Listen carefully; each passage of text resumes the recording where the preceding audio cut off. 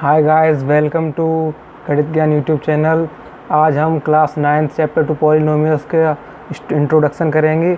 चलिए शुरू करते हैं। शुरुआत करेंगे पॉलिनोमियल्स की डेफिनेशन से। चलिए देखते हैं। पॉलिनोमियल्स को हिंदी में बहुपद कहते हैं, यानी कि इसमें एक से अधिक पद हों। पॉलिनोमियल्स में एक से अधिक पद होते हैं, इसलिए उन्हें हिंदी में बहुपद कहते हैं। इनकी डेफिनेशन होती है ax² plus bx plus c is a polynomial where a, b, c are real numbers and all exponents are non-negative integers। यानी कि यहाँ पर ये ax² plus bx plus c ये किसी पॉलिनोमियल्स की जनरल फॉर्म है पॉलिनोमियल की। यहाँ पर ये a, b, c ये रियल नंबर्स हैं, यानी 1 2 3 9 तक 1 to 9 रियल नंबर्स हैं। इन्हें कांस्टेंट भी कहते हैं। एंड ऑल एक्सपोनेंट्स यानी कि इनकी जो पावर होती है इज़ नॉन नेगेटिव इंटीजर, यानी ये माइनस में नहीं हो सकती, नेगेटिव नहीं हो सकती, इसलिए ये पॉलिनोमियल है। ये इनकी डेफिनेशन हो गई। आइए एक एग्जांपल देखते हैं। एग्जांपल है 2x² plus 3x plus 5। सबसे पहली कंडीशन होती है पॉलिनोमियल्स की, उसमें बहुपद यानी उसमें एक से अधिक पद हों। देखिए ये कंडीशन यहाँ पे फिट होती है कि इसमें एक से अधिक पद हैं। उसके बाद यहाँ पे a, b, c real numbers हैं, यहाँ से 2 3 and 5 are real numbers and exponents are non negative integers. तो यहाँ पे हम देख सकते हैं कि एक्सपोनेंट ये स्क्वायर ये एक नॉन नेगेटिव इंटीजर्स है, मतलब ये पॉजिटिव है। और यहाँ पर इसका x का एक्सपोनेंट यहाँ पे 1 माना जाएगा। और यहाँ पर 5 की जगह पे x इसलिए गायब हो गया क्योंकि हम इसे इस तरह भी लिख सकते हैं कि 5x की पावर 0। और हम जानते हैं किसी की भी पावर 0 होती है तब वो 1 होता है, तो 5 × 1 = 5, इसलिए ये 5 है। यहाँ पे भी पावर नॉन नेगेटिव यानी पॉजिटिव है। ये हो गई पॉलिनोमियल्स की डेफिनेशन। अब देखते हैं टाइप्स ऑफ पॉलिनोमियल्स। देखिए हम पॉलिनोमियल्स को दो बेसिस पर क्लासिफाई कर सकते हैं। नंबर वन है ऑन बेसिस ऑफ टर्म्स, यानी टर्म्स के हिसाब से। तो नंबर 1 होता है मोनोमियल यानी एक पद, ऐसे पॉलिनोमियल जिसमें सिर्फ एक पद हो यानी एक टर्म हो। जैसे कि इसका एग्जांपल है 5x, इसमें ये सिंगल टर्म है। सेकंड है इसका बाइनोमियल यानी इसमें दो पद हों, जैसे x + 2, इसमें x है एक टर्म एंड एक टर्म 2 है। एंड थर्ड है ट्राइनोमियल यानी 3 पद, इसका 3x² plus 5x plus 1, इसमें 3 टर्म्स हैं, 3x² plus 5x, 3x² एक टर्म है, 5x अलग टर्म है एंड 1 अलग टर्म है। एक बात ज़रूर ध्यान रखनी चाहिए, इसे नोट की तरह हम लिख सकते हैं कि यहाँ पर टर्म्स को अलग अलग करने के लिए हम सिर्फ 2 तरह के सिंबल्स का यूज़ करते हैं। एक होता है ऐड का और दूसरा होता है सब्ट्रैक्ट। जब किसी पॉलिनोमियल्स में 2 टर्म्स के बीच में ये आ जाए, या तो ऐड आ जाए या सब्ट्रैक्ट आ जाए, तभी वो अलग टर्म माना जाएगा। जैसे यहाँ पे 5x है, यहाँ पे 5 × x, 5 का x में मल्टीप्लाई हो रहा है तो ये सिंगल टर्म माना जाएगा। ऐसे ही अगर किसी का किसी से डिवाइड हो रहा होगा तो भी वो एक सिंगल टर्म ही माना जाएगा। यहाँ पर x + 2 के बीच में ये प्लस आ गया, एडिशन का मार्क आ गया, यानी कि x अलग टर्म है एंड 2 अलग टर्म है। अब इसके क्लासिफिकेशन का एक और बेस है, आइए उसे देखते हैं। दूसरे बेस के क्लासिफिकेशन से पहले ये उस बेस का सबसे मेन पार्ट है डिग्री ऑफ पॉलिनोमियल, यानी उस बेस में डिग्री के हिसाब से क्लासिफिकेशन होता है। जैसे पहले टर्म्स के हिसाब से क्लासिफिकेशन हो रहा था, तो इस अगले वाले में डिग्री के हिसाब से क्लासिफिकेशन होगा। तो उसका क्लासिफिकेशन करने से पहले हमें डिग्री को जान लेना चाहिए, इसलिए ये डिग्री ऑफ पॉलिनोमियल की डेफिनेशन।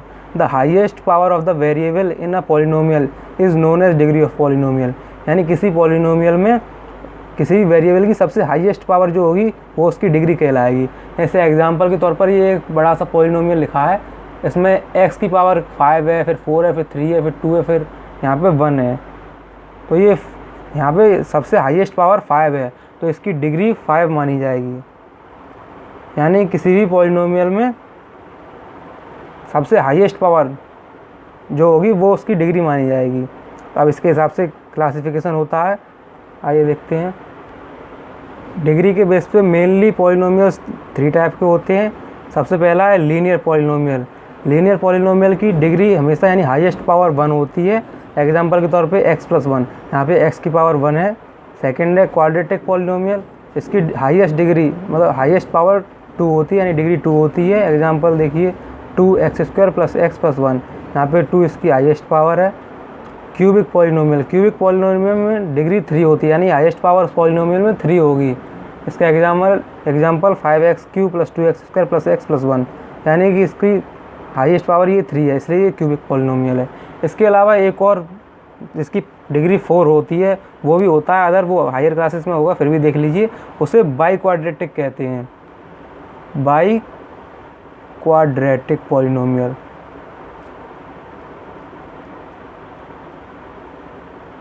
इसकी डिग्री 4 होती है, और इसका एक एग्जांपल लिख लें, 5x⁴ - 3x³ + 2x² + x + 1। इसमें ये हाईएस्ट पावर इसकी 4 है, इसलिए ये एक बाई क्वाड्रेटिक पॉलिनोमियल है। वैसे ये आपके कोर्स में है नहीं, लेकिन फिर भी समझने से क्या हर्ज है। इसकी डिग्री 4 है तो इसे बाई क्वाड्रेटिक पॉलिनोमियल कहते हैं। अभी तक जितने ही पॉलिनोमियल्स लिखे गए हैं उनमें आपने देखा होगा कि इनके लिखने का एक सीक्वेंस होता है, जैसे कि यहाँ पे 2x² + x + 1 पहले पावर हाईएस्ट पावर, फिर उससे लो पावर, फिर उससे लो पावर। तो इनका जो लिखने का बेस होता है वो ऐसा होता है, इनकी एक्सपोनेंट, इनका जो एक्सपोनेंट होता है, एक्सपोनेंट हाई से लो की तरफ जाए, यानी कि डिक्रीजिंग ऑर्डर में हो। एक्सपोनेंट यानी पावर, यानी इसमें देखिए सबसे पहले पावर है 4, फिर 3, फिर 2, फिर 1, फिर 0। यहाँ पे पावर 0 है, x की पावर यहाँ पे 0 है, तभी ये 1 है। तो यहाँ पे पावर ये डिक्रीजिंग ऑर्डर में है, यानी हाई से लो जा रही है। 5x⁴ फिर 3x³ अगर मान लें इसमें कोई टर्म ना हो, मान लो 3x³ नहीं हो, तो ये 2x² होगा प्लस x होगा फिर प्लस 1 होगा, लेकिन ये हमेशा डिक्रीजिंग ऑर्डर में चलता रहेगा। ये किसी पॉलिनोमियल्स को लिखने का तरीका होता है। आगे देखते हैं अब पार्ट्स ऑफ पॉलिनोमियल। इससे पहले हमने देखा था वो थे काइंड्स ऑफ पॉलिनोमियल्स, यानी पॉलिनोमियल्स के प्रकार, जैसे monomial, binomial, trinomials, linear, by quadratic, quadratic, cubic. अब हम देखेंगे पार्ट्स ऑफ पॉलिनोमियल, यानी पॉलिनोमियल्स के क्या क्या पार्ट्स होते हैं। सबसे पहले देखिए पॉलिनोमियल्स में एक कोफिशिएंट होता है, वेरिएबल होता है, और कांस्टेंट। यहाँ पे इसे एक को कांस्टेंट इसे एक को टर्म कहते हैं, इस एक को टर्म कहते हैं। इस टर्म में एक कोफिशिएंट होता है, एक वेरिएबल होता है। ये कोफिशिएंट वो है जिसकी वैल्यू चेंज नहीं होती, ये हमेशा इसी के साथ रहता है। और ये x ये वेरिएबल है, इसे अचर भी कहते हैं हिंदी में, और इसकी वैल्यू चेंज होती रहती है। और ये 6 है, ये कांस्टेंट है, यानी कि इसकी वैल्यू कभी चेंज नहीं होगी। तो एक टर्म में एक कोफिशिएंट होगा, एक वेरिएबल होगा, और जिसमें वेरिएबल नहीं होता, सिर्फ कांस्टेंट, इसे कांस्टेंट पॉलिनोमियल कहते हैं। जैसे यहाँ पे 6 है, इसे कांस्टेंट पॉलिनोमियल कहते हैं। और एक बात और मोस्ट इम्पॉर्टेंट बात है कि एक कांस्टेंट पॉलिनोमियल की डिग्री 0 होती है, यानी कि the degree of a non zero constant polynomial is 0, यानी कि नॉन जीरो कांस्टेंट पॉलिनोमियल, यानी कि यहाँ पे 1 से लेकर 9 तक कोई भी नंबर हो सकता है, लेकिन वो 0 नहीं होगा। यहाँ पर 1 से लेकर आगे कोई भी नंबर हो सकता है, 0 से बड़ा, 1 से आगे 10, 11, 12 कोई भी हो सकता है, वो उसे कांस्टेंट पॉलिनोमियल कहेंगे। लेकिन वो नॉन जीरो होना चाहिए, यानी वो 0 नहीं होना चाहिए, और उसकी जो डिग्री होती है वो 0 होती है। जैसे कि मैंने अभी बताया था, यहाँ पे ये 6 इसलिए अकेला है क्योंकि इसे हम 6x⁴ लिख सकते हैं, और जब किसी की पावर 0 होती है तो वो 1 हो जाता है, इसलिए 6 × 1 = 6 हो जाएगा। इसीलिए the degree of a non zero constant polynomial is 0, यानी कि नॉन जीरो कांस्टेंट पॉलिनोमियल की डिग्री यानी हाईएस्ट पावर 0 होती है। जैसे कि यहाँ पे 6x 0 है, इसलिए ये पावर 0 होती है। अब देखेंगे zero of a polynomial. Zero of a polynomial को कहते हैं बहुपद के हल, यानी कि पॉलिनोमियल्स के सॉल्यूशंस को हम 0 कहते हैं। इसे कहीं पे अगली क्लास में आप जाएंगे तो इसे रूट भी कहेंगे 10th में, और कहीं पे इसे सॉल्यूशंस भी कहते हैं। तो आपकी बुक में कुछ भी लिखा हो उसे डरेंगे नहीं। पॉलिनोमियल के बहुपद यानी बहुपद के हल को 0 कहते हैं, रूट भी कहते हैं और सॉल्यूशन भी कहते हैं। चलिए देखते हैं पॉलिनोमियल के सॉल्यूशन कैसे फाइंड करते हैं। पॉलिनोमियल के 0 फाइंड करना is equal to the solving of the equation, यानी कि 0 फाइंड करना इक्वेशन को सॉल्व करने के बराबर है। जैसे कि हम Px = 0 लिख दें, यानी ये पॉलिनोमियल 0 के बराबर मान लें, तो क्या हो जाएगा 2x + 1 = 0 मान लें, क्योंकि हमें इसका 0 फाइंड करना है, सोल्यूशन फाइंड करना है।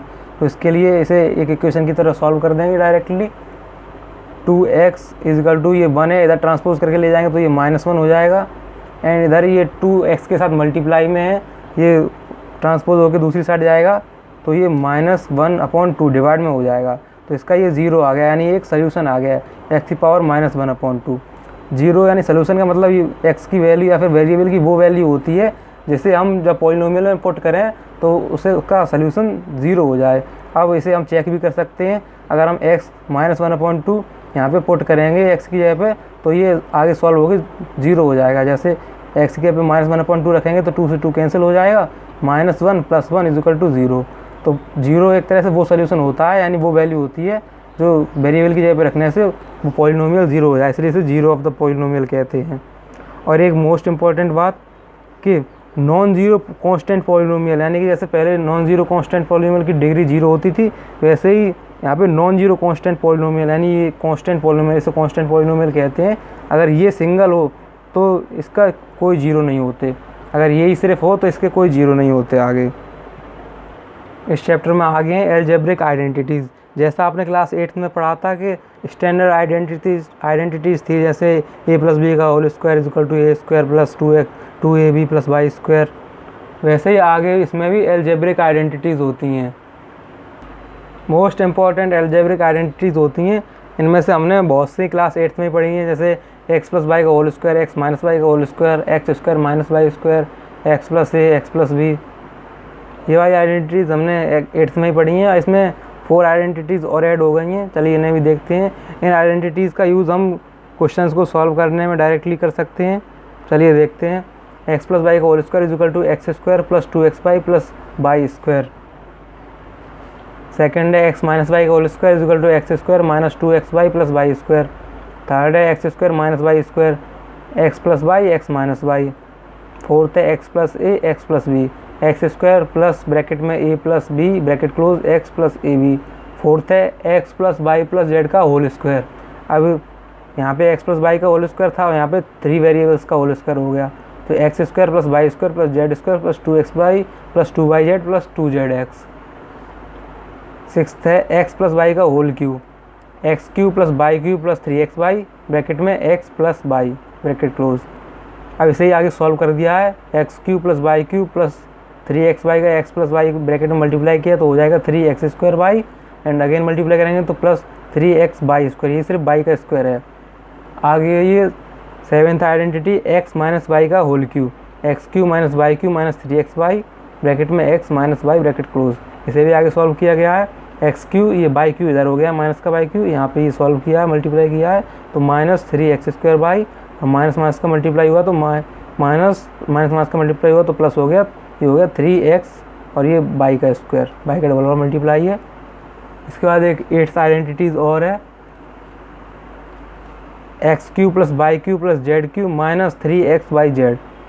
आगे है एक ब्रैकेट में x + y + z bracket close, उसके बाद दूसरा ब्रैकेट स्टार्ट, यानी 2 ब्रैकेट के बीच में कोई सिंबल नहीं, यानी यहाँ पे मल्टीप्लाई है, तो x² + y² + z² - xy - yz - zx।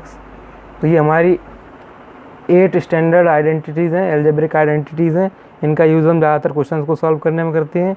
Thank you. आज की वीडियो में इतना ही। बस अगर आपको कोई कन्फ्यूज़न हो, कोई डाउट हो तो आप कमेंट बॉक्स में कमेंट करके पूछ सकते हैं।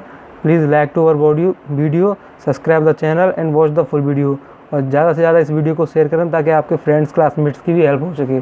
Thank you.